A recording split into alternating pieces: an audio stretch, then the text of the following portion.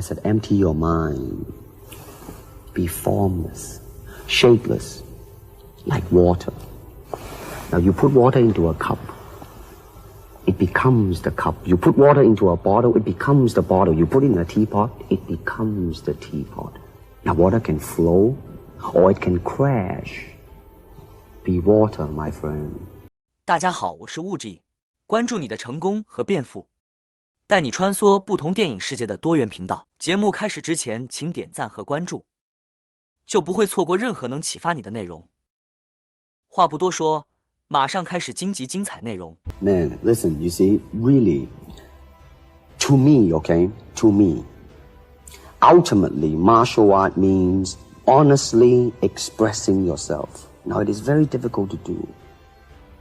I mean, it is easy for me to put on a show and be cocky and be flooded with a cocky feeling and then feel like pretty cool and all that. Or I can make all kinds of phony things, you see what I mean, blinded by it. Or I can show you some really fancy movement. But to express oneself honestly, not lying to oneself, and to express myself honestly, that, my friend, is very hard to do. And you have to train. You have to keep your reflexes so that when you want it, it's there. When you want to move, you're moving. And when you move, you are determined to move. Not taking 1 inch, not anything less than that. If I want to punch, I'm going to do it, man. And I'm going to do it, you see. So, I mean, so that is the type of thing you have to train yourself into it. To become one with the... You think? Yeah, this is very un-Western, this attitude. Tell me a little bit... you set up a school in Hollywood, didn't you, for people like James Garner and Steve McQueen and the others? Yes. Why would they want to learn Chinese martial arts? Because of a movie role? Not really. I mean, most of them, you see, to me, at least the way that when I teach it, all type of knowledge ultimately means self-knowledge. Mm-hmm. So therefore, they are coming into... and ask me to teach them not so much of how to defend themselves or how to do somebody in. Rather, they want to learn to express themselves through some movement, be it anger, be it determination, or whatsoever. So in other words, what I'm saying, therefore, is that he is paying me to show him in combative form the art of expressing the human body. Which is acting, in a sense, isn't it? Well... Or it would be useful, too, for an actor to have it might sound too philosophical, but it's acting or acting unacting. If you... You've lost me. I have, right? So what I'm saying, actually, you see, it's a combination of both. Here it is the natural instinct, and here is control. You are to combine the two in harmony. Not, if you have one to the extreme, you will be very unscientific. If you have another to the extreme, you become all of a sudden a mechanical man, no longer a human being. So it is a successful combination of both. So therefore, it is not only, therefore it's not pure naturalness or unnaturalness. The ideal is unnatural naturalness or natural unnaturalness. Yin yang, eh? Right, man, that's it. One of your students, James Coburn, played in a movie called Our Man Flint, in which he used karate. Is that what he learned from you? He learned it after. Oh, after he played in Our Man Flint. Right. You see, actually, I do not teach, karate because I do not believe in styles anymore. I do not believe that there is such thing as like Chinese way of fighting or the Japanese way of fighting or whatever way of fighting, because unless human beings have 3 arms and 4 legs, we will have a different form of fighting. But basically, we have only 2 hands and 2 feet. So styles tends to not only separate man, because they have their own doctrines, and then the doctrine became the gospel truth, that you cannot change,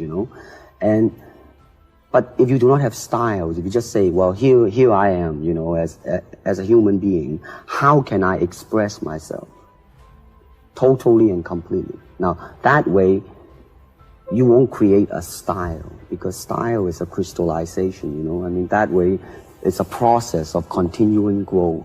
You talk about Chinese boxing. How does it differ from, say, our kind of boxing? Well, first, we use the feet. That's and then we use the elbow. And you use the thumb too? You name it, man. We use it all. You have to, you see, because, I mean, that is the expression of the human body. I mean, everything. I mean, you know, not just the hand.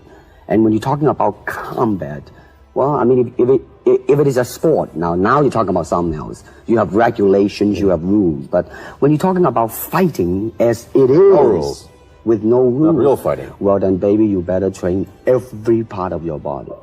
And when you do punch, now I'm leaning forward a little bit, hoping not to hurt any camera angle. I mean, you gotta put the whole hip into it and snap it and get all your energy in there and make this into a weapon. I don't want to tangle you in any dark that right now. You came at me pretty fast there. What is the difference between Chinese boxing and what we see these young men doing at 8 o'clock every morning on the rooftops in the parks called shadow boxing, which they're always... Well, actually, you see, that is part of Chinese boxing. Yes. There are so many schools. Everybody here seems to be, you know, going like this all the time. Well, that's good. I'm very glad. I'm very glad to see that, because at least somebody is caring for their own body, right? Yeah. I mean, that's a good sign. Well, it's a kind of a slow form of exercise, which is called太极拳. I'm speaking Mandarin just now. Yeah. Cantonese, 太極拳. Okay? I see. And it's more of an exercise for the elderly, not so much for the young. Give me a demonstration. Show me. Can you do a little bit of it? Just so the hand-wise is very slow. Oh, is it? And you push it out, but all the time you are keeping the continuity going. Bending, stretching, everything, you know, you just keep it moving. It's like a ballet dancer there. Yeah, it is. I mean, to them, you see, the idea is running water never grows stale. So you got to just keep on flowing. As an expert in the various martial arts in China, what did you think of the fighting that you saw in the movies that you studied before you became a star?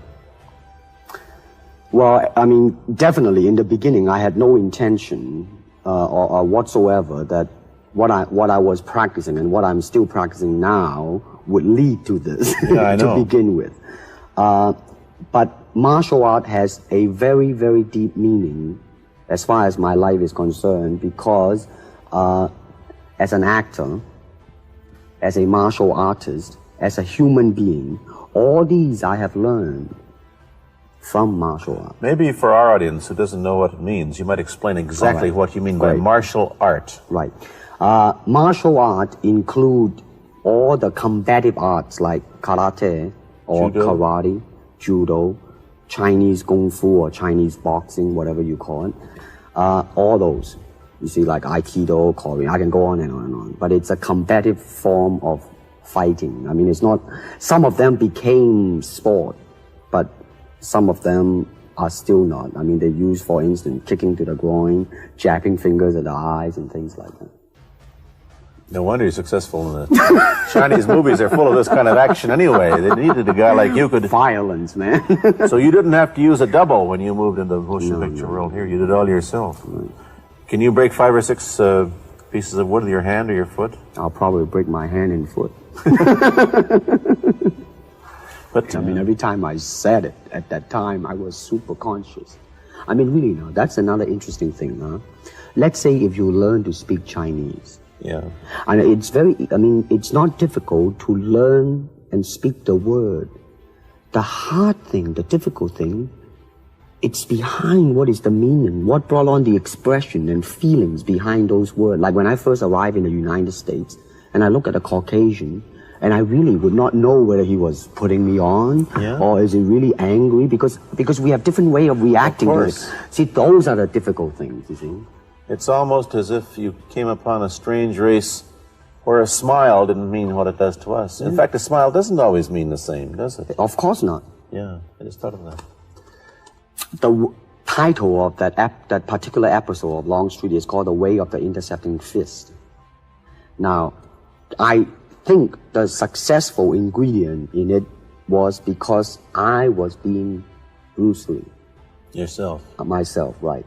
And did that part, just express myself, like I say, honestly express myself at that time. And because of that, I brought, favorable mentioning in like New York Times, which says like the Chinaman, who incidentally came off quite convincingly enough to earn himself a television series, and so on and so on and so forth. Can you remember the lines by Sterling Silliphant, the key lines? He's one of my students, you know that? Was he too? Yes. Too bad. Everybody is your student.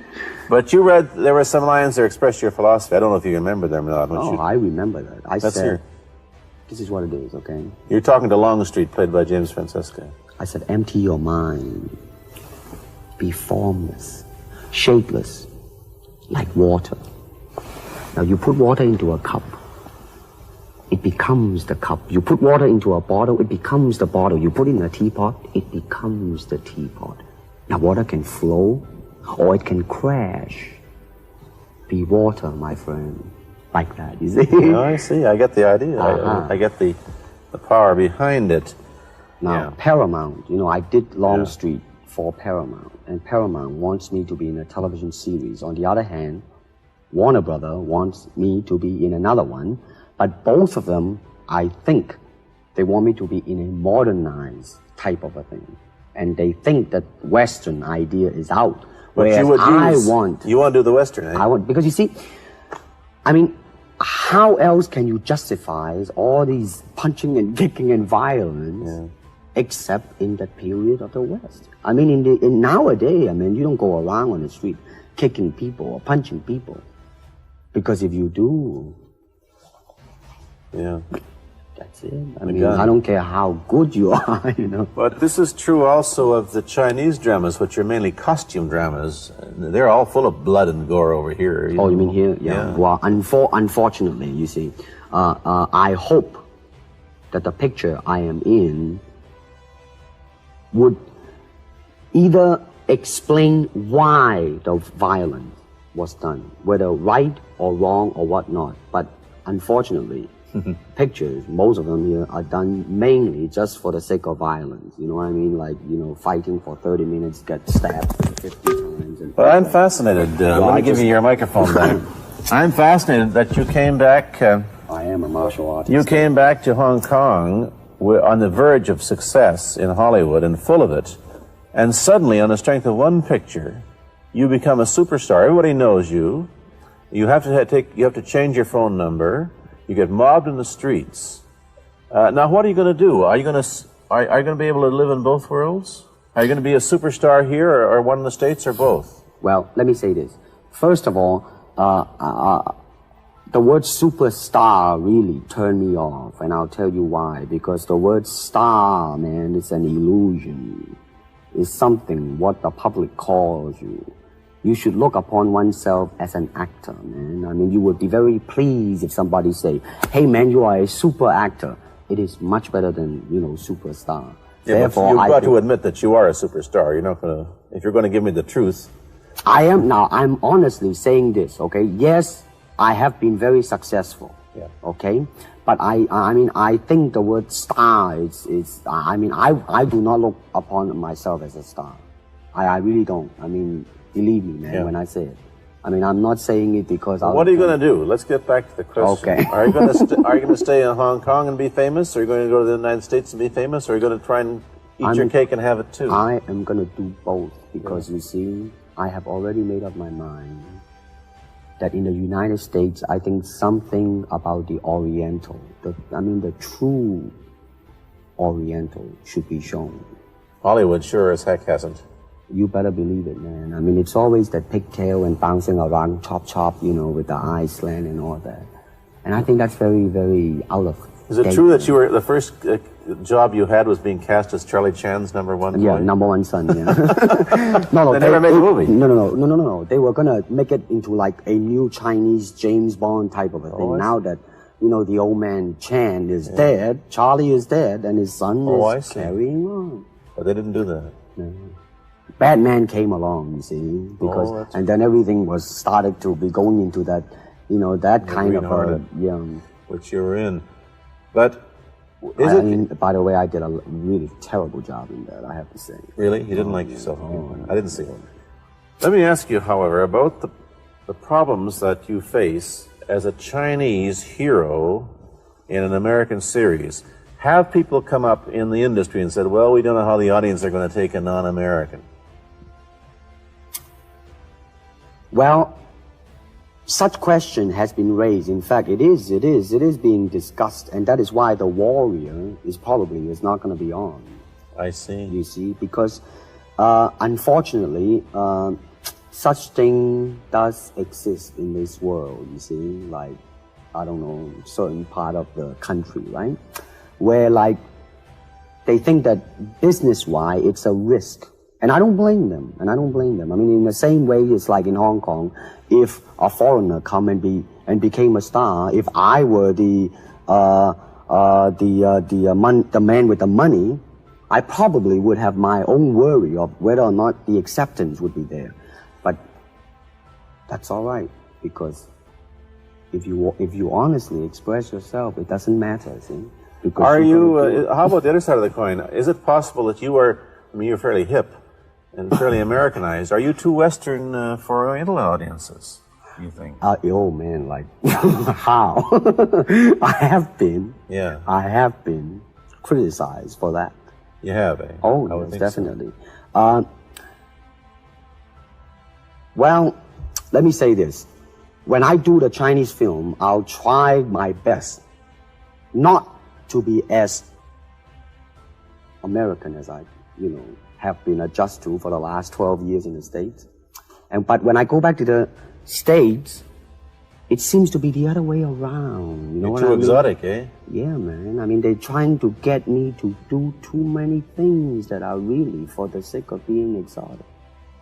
You understand what I'm trying to say? Oh, sure.